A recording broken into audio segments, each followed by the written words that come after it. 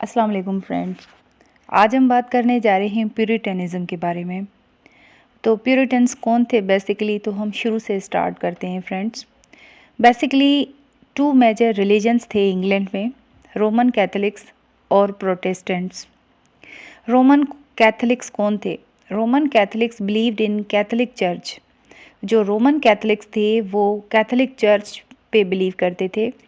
It is centred in the Vatican city and Roman Catholics जो थे वो strongly believe करते थे रोमन चर्च पे।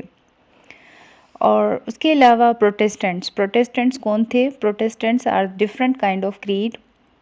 These people were religious but they wanted everything different and away from Roman Catholics. Roman Catholics से बिल्कुल different creed थी। Protestants जो थे मॉडरेट अप्रोच रखते थे, रिलीजियस तो थे बट वो चाहते थे कि रिलीजन जो है वो उनके तरीके का हो, और रोमन कैथोलिक से वो इन्फ्लुएंस से बिल्कुल भी दूर थे।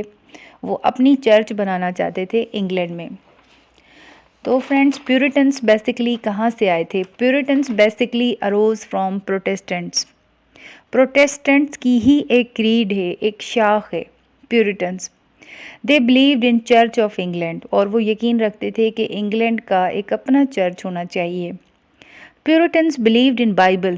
प्यूरिटन्स जो थे वो बाइबल पे यकीन करते थे, मगर प्यूरिटन्स जिस बाइबल पे यकीन करते थे वो बाइबल का न्यू टेस्टामेंट था, ओल्ड टेस्टामेंट पे यकीन नहीं रखते थे।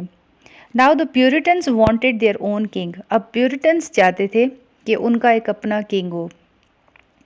देखिए फ्रेंड्स, मैं यहाँ पे ये जब बात आपको बताना चाहती हूँ कि जो प्यूरिटन्स हैं ना, वो अगर हम एग्ज़ाम्पल लें कि जो मुस्लिम्स में सैयद फैमिलीज़ होती हैं वो बहुत ज़्यादा रिस्ट्रिक्टेड होती हैं, मतलब कि स्ट्रिक्ट होते हैं अपने रूल्स रेगुलेशंस में ना। तो इसी तरह से प्यूरिटन्स भी हुआ करते थे। प्यूरिटन्स को किसी भी तरह का प्लेजर, किसी भी तरह की एंटरटेनमेंट बिल्कुल पसंद नहीं थी। And Puritans they wanted to make England an Anglican country. वो चाहते थे कि इंग्लैंड को एक एंग्लिकन कंट्री बनाया जाए।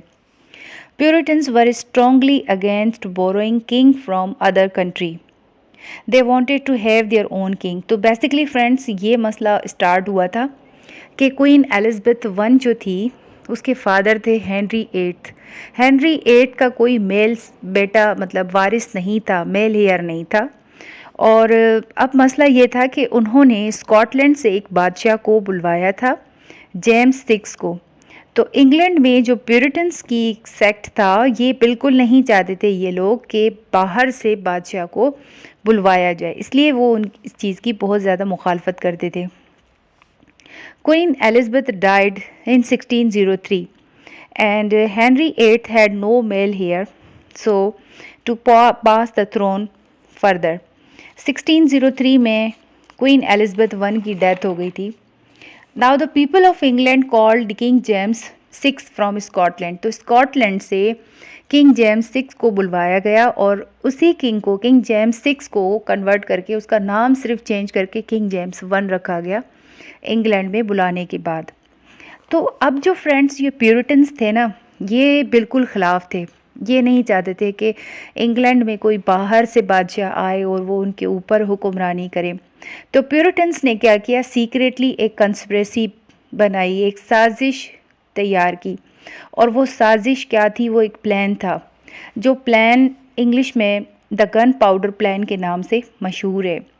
प्यूरिटन्स किंग जेम्स वन को मारना चाहते थे, और हुआ ये फ्रेंड्स के अचानक से ये जो इनका प्लान था ना, गन पाउडर प्लान, ये लीक हो गया। तो इस साजिश में जिस शख्स को उन्होंने प्यूरिटन्स ने तैयार किया था कि ये बॉम्ब ब्लास्ट करेगा, उस शख्स का नाम था द गाय फॉक्स। तो गाय फॉक्स को ब्रूटली टॉर्चर करके किल किया गया था, मारा था।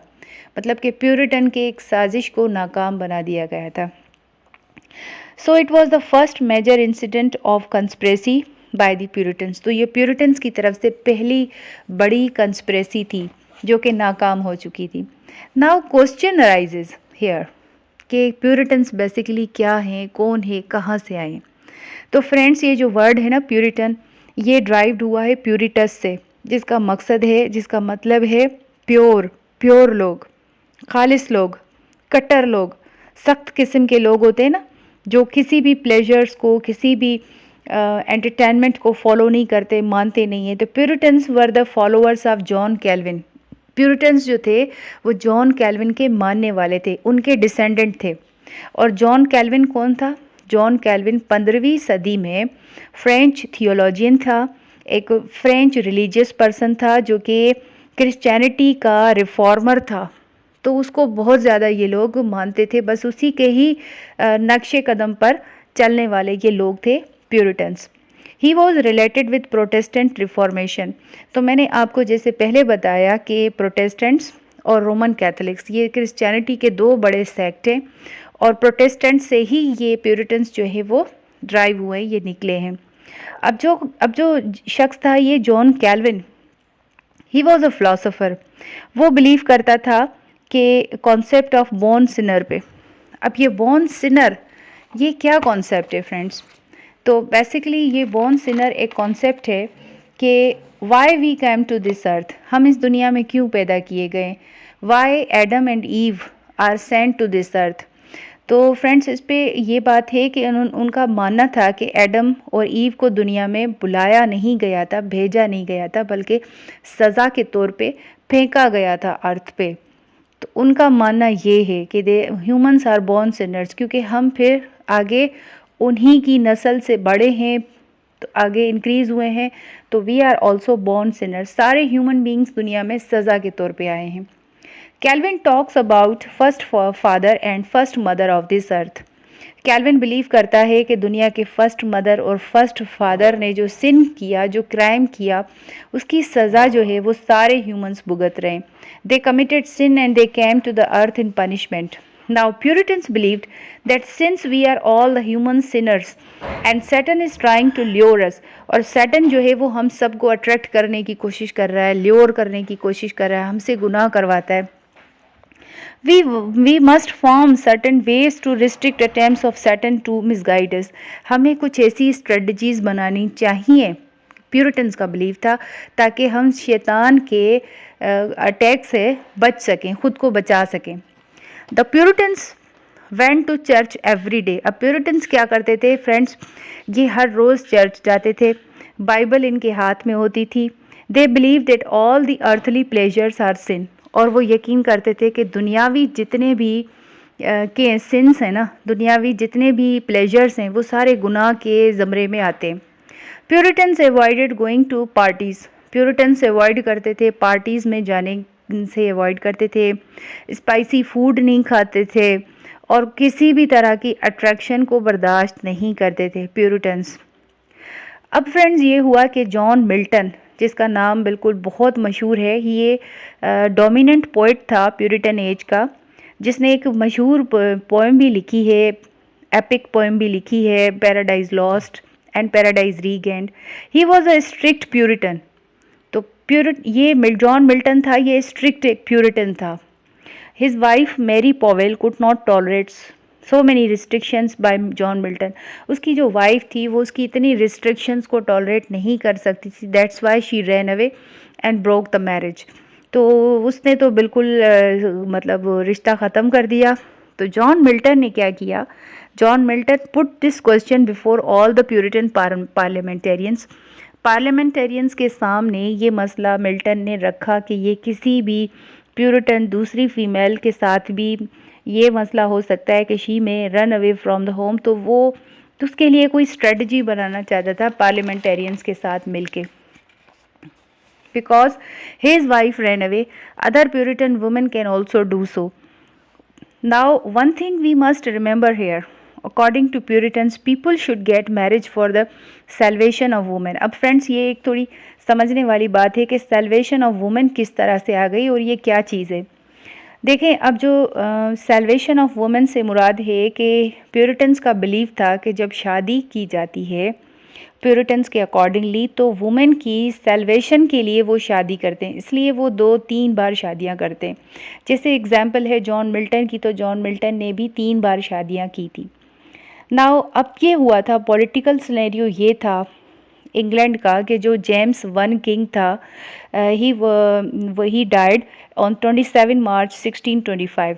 1603 से 1625 तक रूल किया जेम्स वन ने। अब जेम्स वन की डेथ हो गई थी, तो लिहाजा अब जो नया बादशाह बना था इंग्लैंड का वो था चार्ल्स वन। ठीक है फ्रेंड्स। अब Charles one was a corrupt king. Charles one एक अच्छा किंग नहीं था, ही was a corrupt, thoroughly A corrupt man. तो ये जो शख्स था चार्ल्स वन, ये पॉलिटिकल अफेयर्स को निगलेक्ट करता था, and he was a lavish man. वो बहुत ज़्यादा पार्टियाँ, वो इस तरह से एंटरटेनमेंट, ये तमाम चीज़ें करता था जिसकी वजह से मुल्क की जो गवर्नमेंट थी वो अफेक्ट होती थी। People of England rebelled against him. जो इंग्लैंड के लोग थे उन सारे लोगों ने इस बादशाह के खिलाफ बगावत की थी। People of England brought Oliver Cromwell to power. और जो इंग्लैंड के लोग थे वो ओलिवर क्रोमवेल को बादशाहत में इंग्लैंड में ले आए थे। Oliver Cromwell was a senior commander in the parliamentarian army. Oliver Cromwell की आर्मी थी जो 10,000 लोगों पर मुश्तमिल थी। बट ओलिवर क्रोमवेल एक ऑनेस्ट पार्लियामेंटेरियन था। ये एक ऑनेस्ट शख्स था जो इंग्लैंड के लोगों के लिए कुछ करना चाहता था। फ्रेंड्स, अब देखें 1642 में इंग्लैंड के जितने भी थिएटर्स थे वो तमाम के तमाम क्लोज़ किए गए।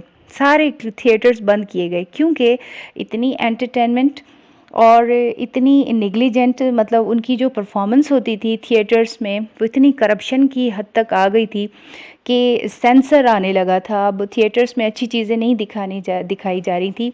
तो इस वजह से 1642 में ओलिवर क्रोमवेल की गवर्नमेंट आने के बाद तमाम इंग्लैंड के थिएटर्स को बंद किया गया एंड पुट देवर सम। अच्छा, उसके बाद कुछ गोरिल्ला थिएटर्स जो है वो उनका आगाज़ किया गया। अब गोरिल्ला थिएटर्स क्या थे फ्रेंड्स? गोरिल्ला थिएटर्स वो थिएटर्स थे जो टेम्पररी परफॉर्मेंस तो करते थे मगर उसके बाद वो रन अवे हो जाते थे, वो कहीं और परफॉर्मेंस होती थी, तो इसलिए कोई एक परमानेंट प्लेस नहीं थी। तो गोरिल्ला थिएटर्स और ये सिलसिला 11 सालों तक कंटिन्यू रहा टाइम टू टाइम। अब फ्रेंड्स कुछ यूँ हुआ कि 1649 में किंग चार्ल्स वन जो था उसकी करप्शन बहुत ज़्यादा बढ़ गई थी। They reach to its limits and finally उसको पब्लिकली बीहेड किया गया था, मतलब पब्लिकली उसको फांसी पे लटकाया गया था, और ये 1649 में हुआ था। After King Charles one the Puritans came to power and Oliver Cromwell headed the country. Oliver Cromwell, जैसे मैंने आपको बताया कि ये एक पार्लियामेंटेरियन था और ये एक ऑनेस्ट शख्स था, तो इसने चार्ल्स वन की एग्जीक्यूशन के बाद इंग्लैंड की गवर्नमेंट को संभाला। दे फॉर्म्ड द टफ रूल्स। अब जो प्यूरिटन्स थे, अब ये हुकूमत आ गई थी प्यूरिटन्स की, तो इस हुकूमत में ना कोई पार्टी अलाउ थी, ना कोई क्लब था, ना कोई थिएटर अलाउ था। तो जितने भी प्लेजर्स थे सारी की सारी एंटरटेनमेंट को क्लोज़ किया गया था। Now what happen to European countries? अब देखें यूरोपियन कंट्रीज़ में क्या हो रहा था। जो इंग्लैंड की सराउंडिंग थी तो they were advancing in the different spheres of life, like science और टेक्नोलॉजी में यूरोपियन कंट्रीज़ जो है वो तरक्की कर रहे थे, और इधर जो है इंग्लैंड वो बहुत पीछे जा रहा था क्योंकि इसमें इंग्लैंड में बहुत ज़्यादा रिस्ट्रिक्शंस थी, एंटरटेनमेंट क्लोज थी, थिएटर्स बंद थे, लोगों पे पाबंदियाँ थीं। तो इस तरह से क्या हो रहा था कि इंग्लैंड बहुत ज़्यादा पीछे जा रहा था, but England was lagging behind. Oliver Cromwell died in 1658। Oliver Cromwell की 1658 में डेथ हो जाती है।